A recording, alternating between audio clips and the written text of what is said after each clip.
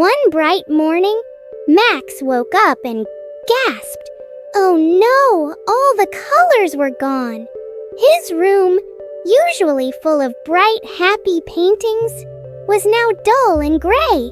Max felt a little scared and a lot worried. What could have happened to all the colors? But Max wasn't about to let the world stay gray. Oh no! He grabbed his trusty backpack and set off on a big adventure. Outside, everything was gray and lifeless too. But Max was determined. He was ready to find those colors, no matter what. As Max walked through the gray, gloomy world, he spotted something. It was a tiny flower, and it still had a faint glow of color. "Hi, I'm Flora," the flower said.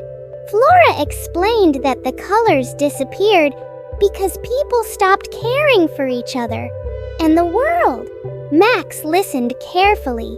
He knew what he had to do. He had to spread kindness to bring the colors back. Max continued his journey and soon met a gray squirrel.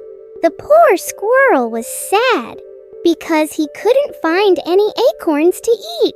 Max smiled and decided to share his lunch with the squirrel. And just like magic, a small patch of color started to return around them. Max felt a warm, fuzzy feeling inside. He was really making a difference. Next, Max found a lonely bird perched on a gray tree branch. The bird looked so sad. He missed singing with his friends. Max encouraged the bird. "Come on, give it a try." The bird took a deep breath and started to sing.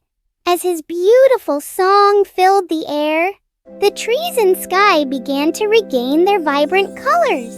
Max beamed with joy. The world was slowly coming back to life. Finally, Max looked around and saw the world bursting with color again. The trees were green, the sky was blue, and the flowers were bright and beautiful. Max smiled.